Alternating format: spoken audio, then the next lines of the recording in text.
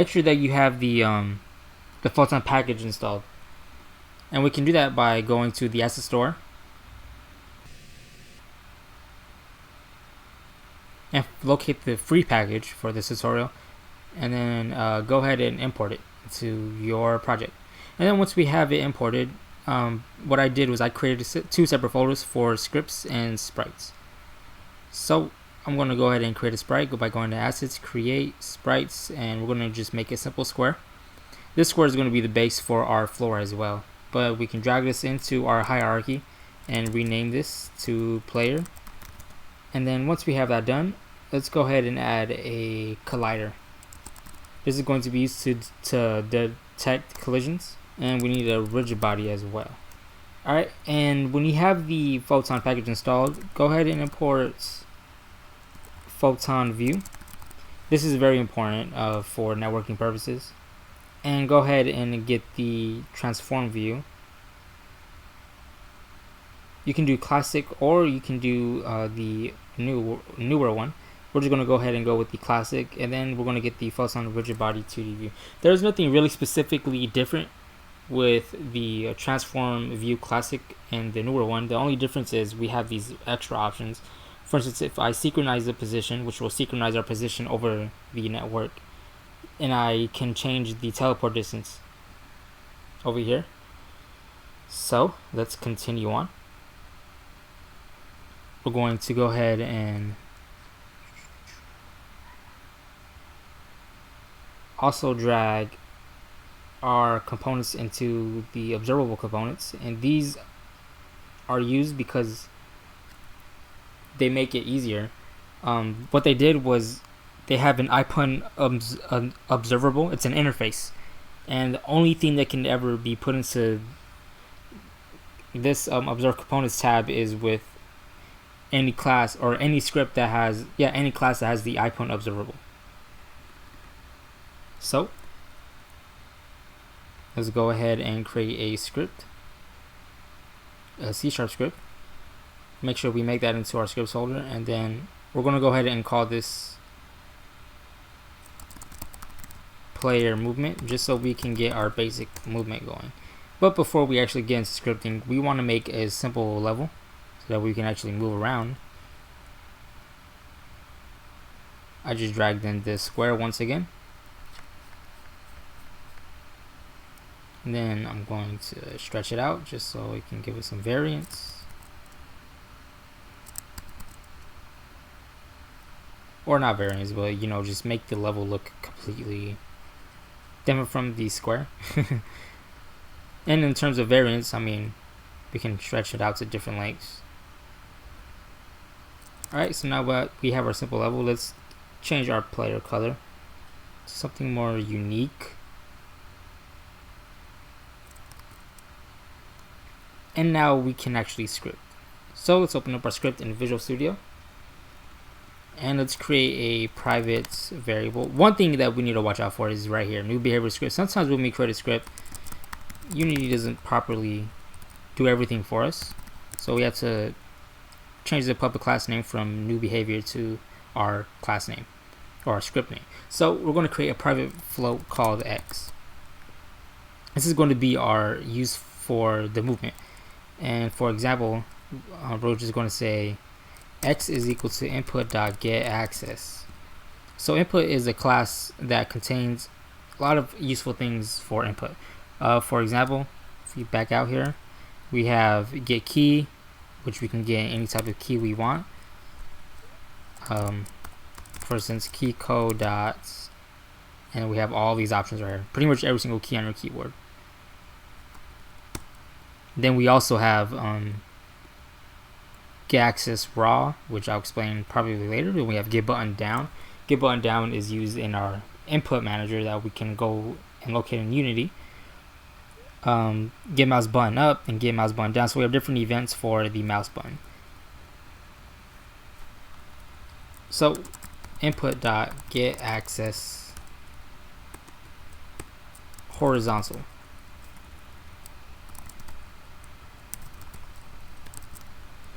And what this is going to do is if we press left on our keyboard, X is going to equal -1. If we press right on our keyboard, x is going to equal a positive 1. And if it's not doing anything, if we're not pressing any left or right key, whether it's A, D, or left and right, it's just going to be 0. And that's the cool thing about this, is that we can actually use A, D, or left and right. Alright, so if actually we can say transform.position is equal to new vector 2, since we are in 2D space, x, and then we want to say public float. We're going to create a new float, but this time it's going to be public, and I'm going to create it above our privates. So public float, call it speed. Okay, once we have that, we're going to times that by speed, and then we're also going to times it by time.delta time, which then we will pass in 0. And make sure this actually says plus equals new vector 2. What's going on here? So we got an error. This is fine. We, as coders, we're going to run into errors here. Right.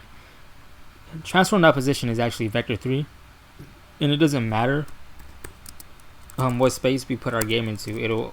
Position is always going to be a vector 3. So we can say cast it as a vector 3. So let's go ahead and add our script, player movements. Let's give them a speed of 5. One thing we forgot to do is add our box colliders. So let's go ahead and select all of those floors and put box colliders on.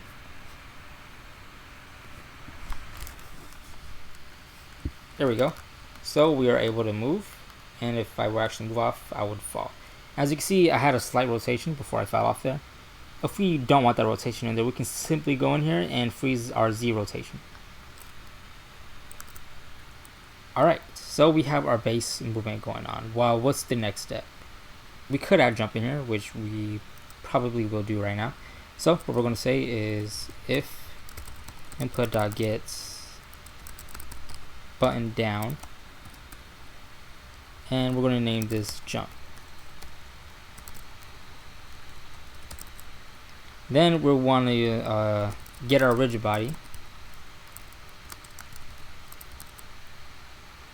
So I created a private variable of rigid body type called rigid body, and I'm going to then assign the rigid body variable by grabbing the component from our game object. So rigid body is equal to get component rigid body 2D. And then we're going to say rigid body dot add force, and this is actually bad practice because we don't want to do any physics calculations inside of our regular update function, and I will explain this further. So we're going to do vector 2 dot force. We're going to say transform dot up times, and then we're going to create another float up here, which is going to be public this time, and then jump force. So times our jump force, and then we're going to say force mode 2D dot impulse. Alright, so let's go ahead and test this out. And make sure we assign a value, because otherwise, to jump force, because otherwise it's going to be equal to 0. So I'm going to say 10, and it's probably going to be way too high. No, it's actually pretty fine. If this is the kind of game you want. Okay, so now, why is it bad practice to use physics calculations, which we are doing right here inside of update? Update is called every frame. Fixed update is called every physics update that it gets a chance to update. If input.get key down, then add force in here. So what else can we do? Our next step is going to be actually spawning our player using Photon and actually joining a lobby and connecting to our server. So if you imported the assets, you might have came up with a wizard menu. This window would have popped up, something like this. So what we want to do is hit setup project, and we need an app ID. We can get that easily by going to the Photon dashboard. Alright, so here we are. We are now inside of the dashboard. And if you don't know what to do, just go ahead and create an account on photonengine.com. And then go to your dashboard, create a new app. Now, once we are in here, we're going to just create a new app. Give it any name you want. Photon 2D Unity Photon Online Game. That's pretty much all we need is a name. Click create. Now grab your app ID and then go ahead and paste it in and click setup project. Click close, and there we go. We are now ready to connect to the network. So we're going to go into scripts and we're going to create a new C# script. We're going to call this Photon Manager. Game object create empty.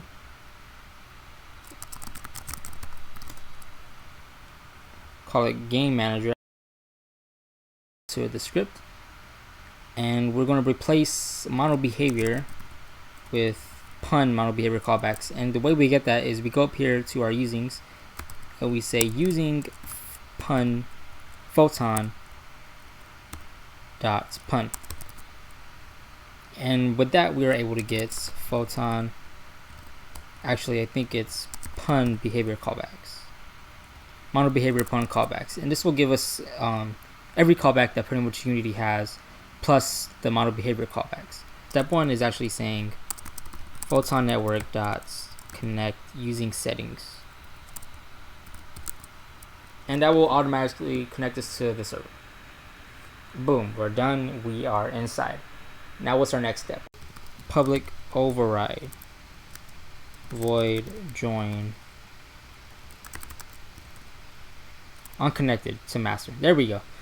So once we are connected to the master, then we will say Photon networks. This is step 2. Step 2 is actually connecting to a lobby. Dot join lobby. There we go. Alright, so now we're connected to a lobby. What we want to do next is say public override void. If you're actually worried about calling these methods by yourself, you don't. These are callbacks that are used. Just like you don't have to call update by yourself. Update will call by itself and start will call by itself. It's the same exact thing. And so joined on joined lobby, you want to say Photon network. So this is step 3. Dot join or create room. And if we look at the parameters here, we have a string. So we're just going to say string room, which is the room name. And we also need to import one more package here. Well, we need to use one more using statement up here. Using pun dot real time is equal to new room options. And then we can set some of the settings in here. For instance, max players is equal to 4. That's pretty much all we need to set. But there's also other stuff in there if we want to take a look at it that we can set for ourselves. So type lobby. If we read it, it says lobby you want a new room to be listed in. So we're going to say type lobby dot default. So we have steps 1, 2, and 3 done. Let's run it through again. Photon network.connect, step 1. On connected to master, we're going to join the lobby, which is step 2. And then on join lobby, create a room, step 3.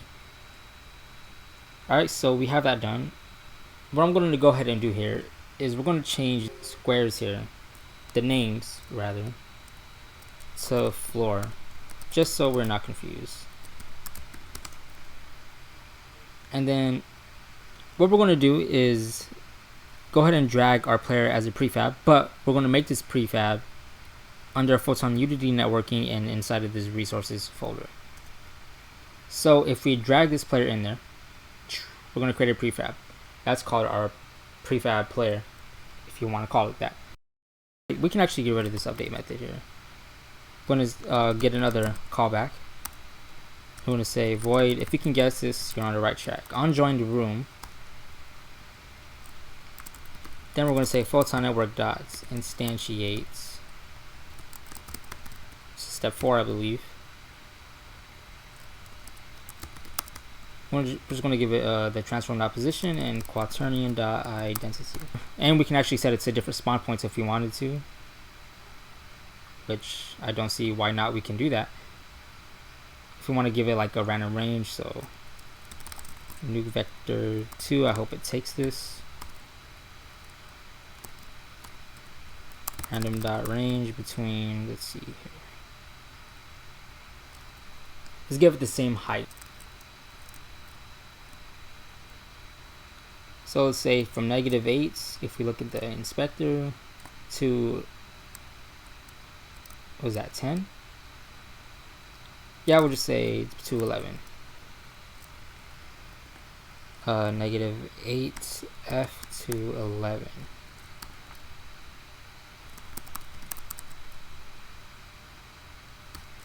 And we'll just give it the height of our game manager. Drag this up and drag it over here. If we delete our player, let's just make sure we applied everything. Click play. Give it some time and we will connect sooner or later. There we go. Our player is in and we can actually move. He was spawned in a random location, which is nice, and we can jump. So how can we do this with multiple players? What we have to do is create another script. Assets create C# script, and this is player networking.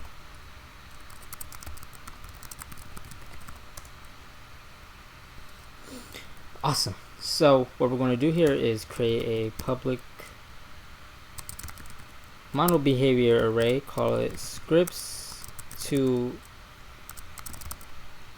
ignore. Now the reason we want this variable created is because we're going to put all the scripts inside of it that we want to ignore. And for example, let's build the actual project so we have it in store, run it in the Unity editor, which is what we're going to do.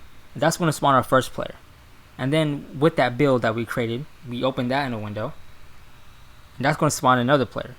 Now we do have 2 separate players in the game, but the problem is we are all running off the same player scripts. So if I press left on my keyboard on one window, the other player will automatically move in the same direction because we're running on the same scripts. So we actually have to ignore that. How can we do that? You know, that seems pretty trivial. Well, luckily Photon has an easy way for us to do that. We're going to say private Photon view, and in order to actually complete the statement, we're going to say using Photon. Alright, so we're going to say .pun.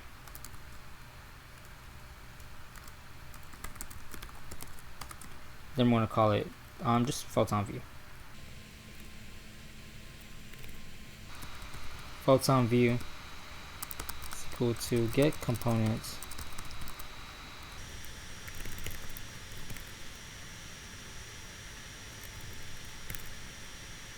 then we're going to say if Photon view is mine. We're actually going to say not if it's not ours. In other words, if Photon view is equal to false, Photon view that is mine is equal to false, then we want to disable the scripts. So we want to say for each. I press double tap there to generate another script, or to generate the template for each statement. And our scripts to ignore. Scripts to script dot enabled is equal to false. So now we need to add this into our player prefab. So let's open it up. Add player networking.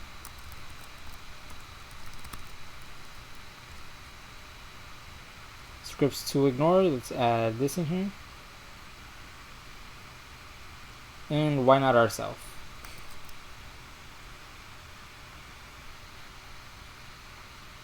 So what we need to do here is go to fixed region and type in US, or whatever region you prefer.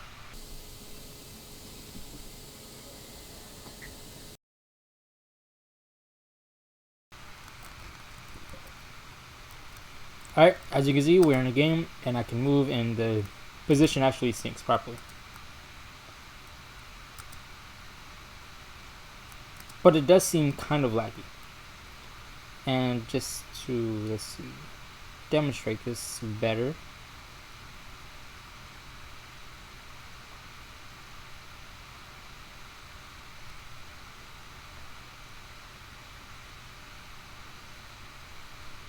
Just try to move on here. Oh, there we go. It's not that laggy anymore. I think it also depends on your connection, but it's not as laggy as it could be. And whoa,